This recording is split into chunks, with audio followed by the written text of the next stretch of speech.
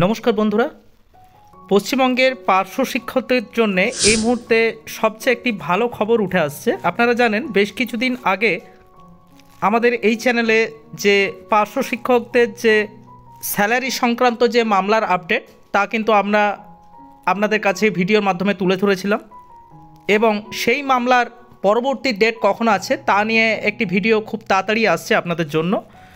আজ যে ভালো খবরটি উঠে আসছে সেটি হলো অবশেষে এসএসসি আপার প্রাইমারি 10% পার্শ্ব শিক্ষক মামলায় রায় দেওয়া হয়েছে আজ। তো সেই নিয়ে আমরা বিস্তারিত এই ভিডিওতে দেখব। তার আগে বলে রাখি, আপনারা যদি আমাদের চ্যানেলে নতুন হয়ে থাকেন তাহলে অবশ্যই চ্যানেলটি সাবস্ক্রাইব করে রাখতে পারেন পরবর্তী ভিডিওর আপডেট পাওয়ার জন্য। অবশেষে উচ্চ প্রাথমিকে অর্থাৎ আপার প্রাইমারি টিচার রিক্রুটমেন্ট যেটি চলছে বর্তমানে, যেটি কাউন্সেলিং চলছে এখনও, সেই নিয়ে শিক্ষক নিয়োগে 10% শূন্য পদে পার্শ্ব শিক্ষকদের আসন সংক্রান্ত মামলার রায় দেওয়া হলো আজ। এই মামলাটি দীর্ঘ 5 বছর চলছিল। আপনারা হয়তো সকলেই এই মামলা নিয়ে অবগত ছিলেন বা আছেনও। তো এই দীর্ঘ 5 বছর চলার পর ফাইনালি রায় দিল কলকাতা হাইকোর্ট। এই রায়ে কি বলা হয়েছে সেটি আমরা জানব।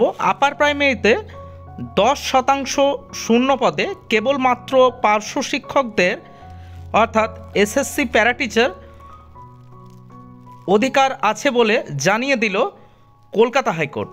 তো এই 10% শূন্য পদে শুধুমাত্র পার্শ্ব শিক্ষকরাই অংশগ্রহণ করতে পারবেন। এই শূন্য পদে অন্য কেউ সংরক্ষণ পাবেন না।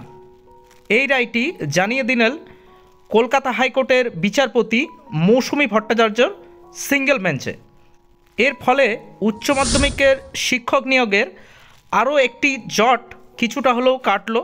এই মামলাটি চলছিল 2017 থেকে। অবশেষে এই মামলার অবসান হলো। এই মামলার উপর যে রিট পিটিশন ছিল সেটি কিন্তু খারিজ করা হয়েছে। তো এর দ্বারা আমরা বলতে পারি পার্শ্ব শিক্ষকদের কিছুটা হলেও ভালো সময় বা ভালো খবর এলো অবশেষে। এবং আরও বলা যেতে পারে যে এই আপার প্রাইমারিতে এই 10% যে শূন্যপদ, তাতে যেহেতু শুধুমাত্র পার্শ্ব শিক্ষকরাই অংশগ্রহণ করতে পারবে, তাই কিন্তু বলা যেতে পারে পার্শ্ব শিক্ষকরা এই মুহূর্তে একটি ভালো সুযোগ পেতে চলেছে। পার্শ্ব শিক্ষকদের এর আরেকটি যে মামলা আছে স্যালারি সংক্রান্ত মামলা, সেটি আপডেট পাওয়ার জন্য আপনারা আমাদের চ্যানেলটি অবশ্যই সাবস্ক্রাইব করে রাখবেন। সেই মামলার আপডেট নিয়ে আমরা অবশ্যই খুব তাড়াতাড়ি আসব এবং তার বিস্তারিত বর্ণনা এবং কোন দিন সেই মামলাটি উঠতে চলেছে তা নিয়ে অবশ্যই আমরা পরের ভিডিওতে আলোচনা করব। আপনাদের সকলের জন্য শুভ কামনা আমাদের চ্যানেলের পক্ষ থেকে। নমস্কার। পুরো ভিডিওটি দেখার জন্য ধন্যবাদ।